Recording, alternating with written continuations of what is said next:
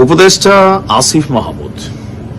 আসিফ মাহমুদের বাবা গেল 29শে জানুয়ারি সম্ভবত খুশিতে আত্মহারা হয়ে একটা বক্তব্য দিয়েছেন।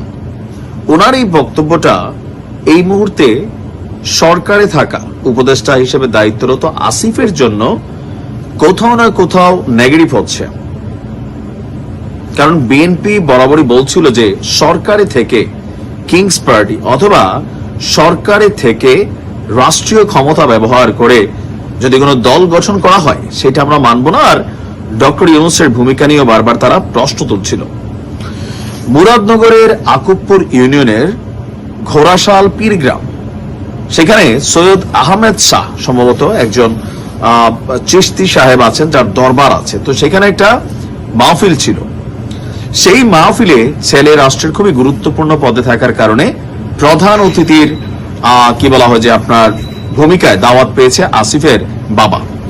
এরপর তো সেই অনুষ্ঠানে প্রধান অতিথির বক্তব্য দিতে গিয়ে আসিফের বাবা এক কথা বলে ফেললেন, যদিও এটা আজ করা হচ্ছিল কিন্তু এটা নিয়ে এখন পর্যন্ত তাদের কোনো মন্তব্য আমরা শুনিনি, বরঞ্চ উপদেষ্টা নাহিদ কাউন্টার করছিল যে তাদের এই ধরনের কোনো পরিকল্পনা নাই। ওই প্রোগ্রামে আপনার আসিফের বাবা স্থানীয় যে মাহফিলে যারা উপস্থিত ছিলেন জনগণ কুমিল্লা 3-এর, তাদেরকে প্রথমে আসিফের পক্ষ থেকে সালাম দিয়েছেন। তিনি বলছিলেন যে আমি এই মাহফিলে আসার আগে আমার ছেলের সাথে কথা বলছি।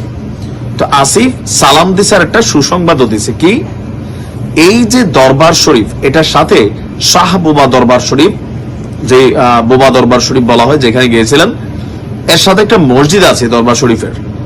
সেই মসজিদের জন্য আসিফ 10 লক্ষ টাকা অনুদান দেওয়ার ঘোষণা দিয়েছে। মসজিদ কমিটি এই টাকা দিয়ে মসজিদটির উন্নয়ন করবে। খুবই সুন্দর সিদ্ধান্ত। ইভেন কুমিল্লা 3 থেকে যদি এই এলাকার জনগণ সমর্থন করে তাহলে উপদেষ্টা আসিফ তিনি নির্বাচন করবেন। কথাগুলো কিন্তু ভেজাল্লা কথা না, কিন্তু ভেজালটা লাগছে কোথায়? আসিফ তো রাইট নাও উপদেষ্টা হিসেবে আছেন। তো যদি তাকে নির্বাচন করতে হয়, যে দল তৈরি হচ্ছে ছাত্রদের, তাকে পদত্যাগ করতে হবে।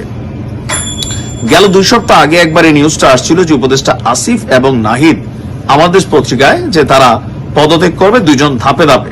নির্বাচন কাছাকাছি ঘনায় আসলে তারা পদত্যাগ করবে, ওই সময় পর্যন্ত সরকারে থাকবে।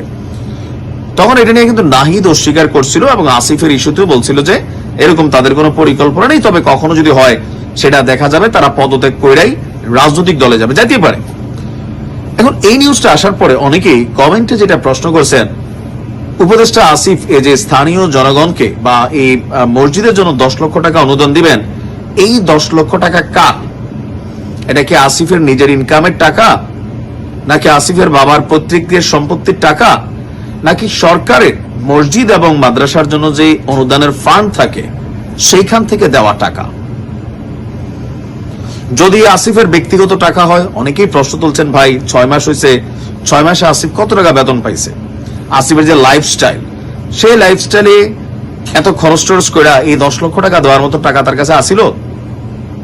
আবার কেউ প্রশ্ন করছেন যে আসিফের পারিবারিক যে অবস্থান, সেখান থেকে এর আগে কখনো এত বড় অনুদান সে কোথাও দেয়নি বা তার পরিবার দেয়নি। এটা নিয়েও আলোচনা আছে। সরকারি এই পদকে ব্যবহার করে তিনি একটা বিশেষ বাজেট তার নির্বাচনী এলাকায় একটা মসজিদের জন্য দিচ্ছেন, জনগণের কাছে একটা পজিটিভ ভাইব তৈরির জন্য, যেটা নির্বাচন কেন্দ্রিক। আর এতেই যারা বিএনপির সমর্থক আছেন অথবা অন্যান্য নেটিজেনরা আছেন, তারা কিন্তু সবাই সমালোচনা করেছে। এখন আসিফের বাবার যে বক্তব্যটা, একজন বাবা হিসাবে তিনি যথেষ্ট গর্বিত, কারণ তার ছেলে একজন এত বড় মন্ত্রণালয়ে আছে, একটা সাধারণ ফ্যামিলি থেকে উঠে গিয়া রাতারাতি একটা ভাগ্যের চাকা আলাউদ্দিনের চেরাগের মতন বদলাই গেছে। স্বাভাবিকভাবে একজন সাধারণ কৃষক বাবা, হয়তোবা আমি জানি না তার বাবা কি করে, একজন পিতার জন্য এর চেয়ে গর্বের কিন্তু কিছু নাই। থাকে না আমাদের বাবারা দরিদ্র শ্রেণী, আমরা একটা লেভেল থেকে বড় হয়েছি, হঠাৎ করে আমাদের একটা আমেরিকার ভিসা হইলেই তো ধরেন এলাকার মধ্যে একটা ভাব চলে আসে, ছেলে একটা পুলিশের চাকরি পেলে ভাব চলে আসে। সেই জায়গায় ছেলে এখন মন্ত্রী পদমর্যাদা আছে। এখন এমন সিচুয়েশনে স্বাভাবিক খুশিতে আত্মরা বাবা। তবে ওনার এই বক্তব্যটা, সহজ সরল বক্তব্যটা পলিটিক্যালি আসিফের জন্য কিন্তু নেগেটিভ হয়ে গেছে। যে বিএনপি বারবার বলছিল যে সরকারি থেকে একটা কিংস পার্টি তৈরির জন্য ডক্টর ইউনূস যেই পরিকল্পনা করছেন, এটার ফসলটা আস্তে আস্তে মাঠে আসতে যাচ্ছে।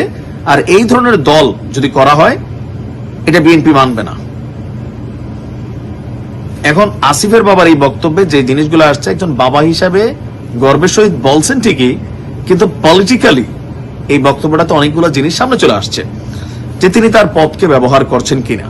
কারণ এই 10 লক্ষ টাকা আসিফ কই থেকে দিবে, এটা নিয়ে একটা প্রশ্ন।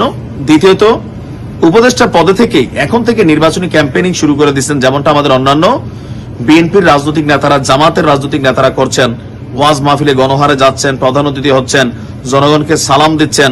আবার আসিফের বাবাকে প্রধান অতিথি করা, সেটা নিয়ে অনেকের কাছে মনে হয়েছে ছেলে এত বড় পদে, সেই কারণে তিনি হয়েছেন। আসলে বাবা তো বাবাই, তাই না? আবেগে বইলা ফেলছে, বাট এটা নিয়ে পলিটিক্যালি তো একটা গ্যাঞ্জাম লাগছেই। দেখা যাক কি হয়। ভালো